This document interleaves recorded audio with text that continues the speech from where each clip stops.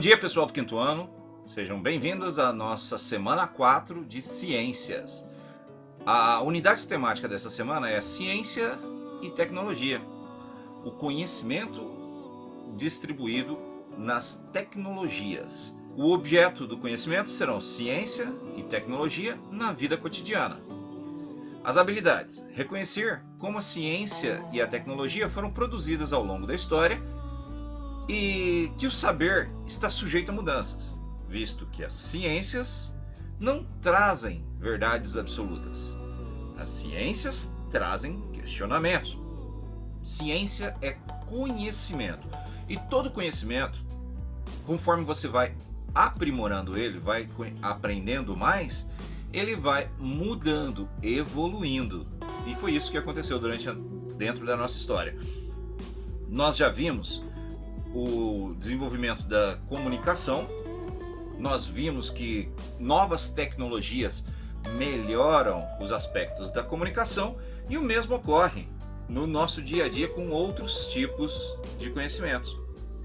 Conteúdos relacionados: produção do conhecimento científico ao longo da história, saber científico e saber popular, a importância dos equipamentos eletrônicos na sociedade. A interdisciplinaridade desta semana será com língua portuguesa e artes. Todos os dias, a nossa apresentação do trabalho. Componente curricular: ciências, ano de escolaridade, o quinto ano do ensino fundamental. Esse é o PET volume 2 da nossa cidade.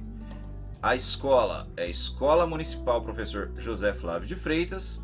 Nossa turma pertence ao quinto ano A2, o nosso turno matutino, e estudante, o nome de cada um de vocês. Lembrando que essa é a quarta semana, ou seja, estamos terminando o PET número 2.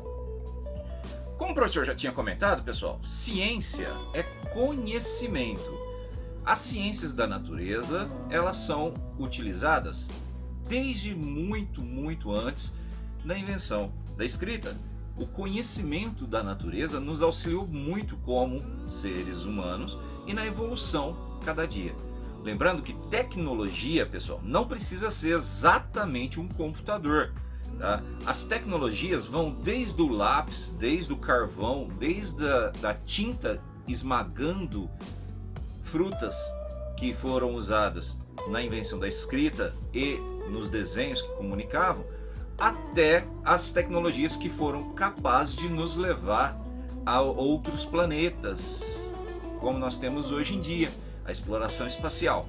Então, tecnologia vem da evolução do conhecimento humano. Tudo que você usa hoje em dia é uma espécie de tecnologia desenvolvida. Tá? Até mesmo a nossa linguagem é uma espécie de tecnologia. E as ciências estão extremamente ligadas à tecnologia. Nessa semana nós vamos revisar e aprimorar os nossos conhecimentos sobre essa conexão, ciências e tecnologia. Para que a humanidade pudesse se desenvolver e viver em sociedade, foram necessárias inúmeras invenções que facilitaram as nossas vidas cotidianas. A atividade dessa semana vai ser introduzida por um pequeno texto e uma pequena biografia que o professor preparou para vocês. E isso vai contribuir para que nós aumentemos os nossos conhecimentos sobre um brasileiro ímpar, mineiro, que é associado à invenção de um dos mais úteis meios de transporte dos nossos dias e mais rápido, o avião. Conheceremos um pouquinho sobre a história de Santos Dumont. Vamos então ao trabalho? Você já sabe que desde que a roda foi inventada, o homem não parou de pensar em inventar maneiras para facilitar a vida e o trabalho. Com o passar dos séculos, a humanidade foi usando e transformando tudo que está ao seu alcance. E com isso, o homem adquiriu experiências e conhecimento por meios de tentativas que levaram a muitos erros e acertos. A persistência em seus objetivos foi fundamental para o surgimento da escrita, do microscópio, do rádio, televisão, computadores, internet, avião e muitas outras coisas que nós usamos hoje no nosso dia a dia. Lembre-se de uma coisa: acertar de primeira nunca foi a base da nossa ciência, do nosso conhecimento. Muitos dos nossos recursos de hoje em dia são frutos de muitas e muitas tentativas, muitas e muitas falhas. Não importa que você esteja errando, importa que você use o conhecimento desse erro para aprimorar a próxima tentativa. Coisas como o avião, o computador, a lâmpada e tudo que a gente tem hoje, que você observar na sua casa, não é fruto da primeira tentativa de quem os inventou. Grandes inventores que fazem parte da nossa história, como Santos Dumont, como Graham Bell e outros tantos que nós vimos nas outras aulas, eles se motivaram com os erros. Errar faz parte da construção do conhecimento e da ciência. Então, pessoal, quando o professor ligar para você, quando o professor te chamar falando, olha, está errado, corrige, não quer dizer que o professor está menosprezando a sua capacidade. Quer dizer que o professor está te dando uma oportunidade de melhorar o seu conteúdo. Por isso, antes de corrigir, a gente orienta. Depois, a gente observa. E se ainda continuar o erro, nós damos novas fontes de pesquisa, novas orientações. Eu, como pertenço à área da filosofia, a minha prioridade é questionar. Sempre quando um aluno me manda uma pergunta, eu devolvo outra pergunta. Então, quando o professor faz as perguntas, eu tenho certeza que você, que prestou atenção na aula, consegue respondê-las. E as perguntas que o professor faz é para estimular que vocês não dependam do professor para responder. Que vocês entendam que as respostas já estão com vocês. Basta ouvir as perguntas certas para vocês chegarem ao caminho da resposta certa. Por isso o professor costuma dizer assim, ó, não existe pergunta ruim. O ruim é não perguntar. Tá? Pais, mães, responsáveis, quem estiver acompanhando, ponham uma coisa na ideia de vocês. Dar a resposta para a criança evita que ela consiga descobrir esse mundo maravilhoso do conhecimento, da aprendizagem. E a autonomia, o pensar por si mesmo, só surge nos desafios. A história nos mostra isso muito bem. Vários inventores tiveram mais de 100 erros antes de conseguir o sucesso. Basta um sucesso para o nome ficar marcado eternamente na história. Tá? Então, pais, responsáveis e quem estiver acompanhando, jamais entrega a resposta para o seu educando. Desafia ele a descobrir a resposta. Entregue as fontes, entregue a pesquisa, mostra para ele como estudar. Deixa que ele mesmo encontre a resposta. E se ele encontrar a resposta errada, oriente ele a tentar mais uma vez. Não esqueça do Raul Seixas. Ele diz sempre: tente outra vez. Tente outra vez. Esse é o segredo. Tente outra vez. Voltando a falar de Santos Dumont. Santos Dumont, ele foi o brasileiro que realizou diversas invenções. Entre elas, o avião. Vamos conhecer um pouquinho da história dele? Conheçam Alberto Santos Dumont. Considerado o pai da aviação, Alberto Santos Dumont foi um grande inventor e idealizador brasileiro, um dos precursores do avião. Segundo ele, o homem pode voar. Santos Dumont foi um homem genial e um exímio inventor. De acordo com ele, as invenções são, sobretudo, o resultado de um trabalho teimoso. Segue abaixo algumas das suas invenções. Então observa, se você não tiver convicção se no primeiro erro deixar de lado, nunca será alguém criativo e inventor. O balão de gás de pequeno porte foi uma das invenções de Santos Dumont. No dia 4 de julho de 1898, Santos Dumont realizou o primeiro voo de um balão com propulsão própria na capital francesa, Paris. Batizado de Brasil, em homenagem à sua terra natal, Santos Dumont fez o primeiro voo com um balão. Dirigíveis. Balão com motor a gasolina. O Santos Dumont fez diversos experimentos e com o dirigível número 6 ele foi agraciado com o prêmio Deutschland. O dirigível com motor a gasolina foi muito usado na guerra pelos alemães, o chamado Zeppelin. É uma evolução do dirigível criado por Santos Dumont. Santos Dumont e as máquinas voadoras. A primeira aeronave construída por Santos Dumont foi o ultraleve. É uma pequena aeronave construída em 1900 que conquistou os céus de Paris e recebeu o nome de Demoiselle, senhorita em francês. Chegou a atingir a velocidade de 96 km por hora e possuía 30 metros de comprimento e 7 metros de largura, além de 11 metros de altura.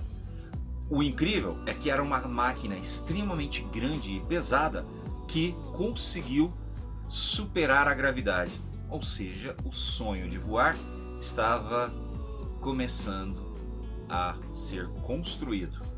Depois do Demoiselle, nosso inventor criou o avião 14 bis. Com essa invenção, foi feito o primeiro voo em um aparelho mais pesado que o ar na cidade de Paris. Foi uma demonstração incrível e conquistou o prêmio Arc de Caen em 23 de outubro de 1906. Segundo Santos Dumont, logo depois, em 23 de outubro, perante a comissão científica do Aeroclube e de grande multidão, fiz o célebre voo de 250 metros, que confirmou inteiramente a possibilidade de um homem voar. Até hoje, Santos Dumont é lembrado como um dos precursores da aviação, sendo considerado o patrono da aviação brasileira. Santos Dumont fez o que poucos até aquele momento tinham se aventurado: sair e voar. Lembra que para conseguir que um objeto flutue, você precisa de uma velocidade que até aquele momento na história era considerado quase inatingível. Muitos pesquisadores, incluindo os irmãos Dwight americanos, já estavam correndo atrás de fazer esse invento. Santos Dumont é um dos precursores e, para nós brasileiros, ele é o pai da aviação. Você gosta de tomar aquele banho quentinho em casa? Então, o chuveiro com água quente foi um dos inventos também de Santos Dumont. Foi quando ele morou em Petrópolis, no Rio de Janeiro. O esquema era muito simples naquela época. Um balde furado e dividido ao meio. De um lado ele recebia água quente e do outro recebia água fria, acoplada a duas correntes, que aí regulava a temperatura. O relógio de pulso, muito comum hoje em dia, se bem que hoje em dia o pessoal trocou o relógio de pulso pelo celular, né? Hoje em dia o relógio de pulso foi trocado pelo celular. Mas já foi uma invenção muito comum e muito importante. Com o intuito de controlar o tempo enquanto ele estivesse no ar, Santos Dumont resolveu pedir para um amigo que era relojoeiro, o Louis Cartier, que projetasse um relógio com alças para ele fixar no pulso. Assim, enquanto ele estivesse voando, ele conseguiria acompanhar o tempo que o experimento dele estava durando.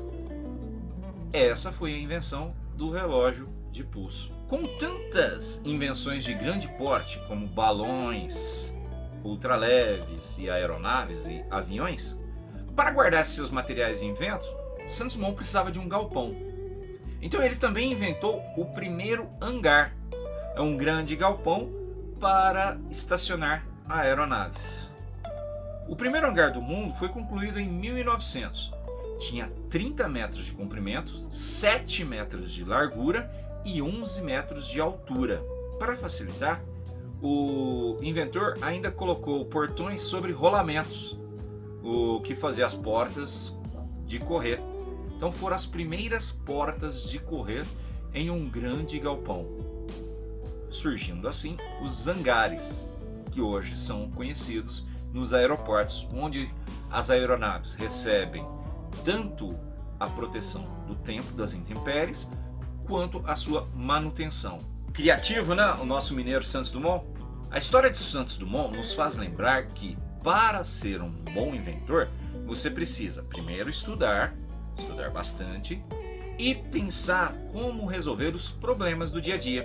Como que o conhecimento que você adquiriu resolverão os problemas que nós temos no dia a dia. Alguém pode chegar para você e falar: hoje em dia já não tem mais nada para ser inventado. Leia do engano. Muitas das profissões que vocês vão ter no futuro, quando vocês tiverem 18, 20 anos, ainda nem foram criadas nos nossos dias. Então, estude bastante, pense na sociedade onde você está vivendo, quais são as nossas necessidades. Veja, por exemplo, a vacina, que é uma necessidade hoje em dia. Precisamos de muitas pessoas que se interessem pela ciência biológica e estude o funcionamento dos vírus no organismo humano e como combatê-los de forma segura. Muitos medicamentos podem ser criados com o estudo da fauna e da flora. Ou seja, se você for um bom estudioso, você pode ser o próximo criador de vacinas. Você pode ser aquele que vai evitar que uma pandemia ocorra no futuro. Como isso é possível? Estudando tanto as ciências humanas quanto as ciências da natureza. Você pode estudar a fauna e a flora para descobrir novos medicamentos. Você pode estudar as tecnologias para descobrir novas formas, novos aplicativos de comunicação. Você pode estudar e criar um novo mundo. Quem sabe são vocês que vão povoar Marte com os projetos da NASA. Quem sabe são vocês, um de vocês pode ser o próximo inventor do motor que supere a velocidade da luz e nos permita a conhecer as estrelas. Depende de vocês. E aí, vamos testar o que vocês aprenderam? Vamos estudar juntos? Então, agora vamos para as nossas atividades. Eu voltarei.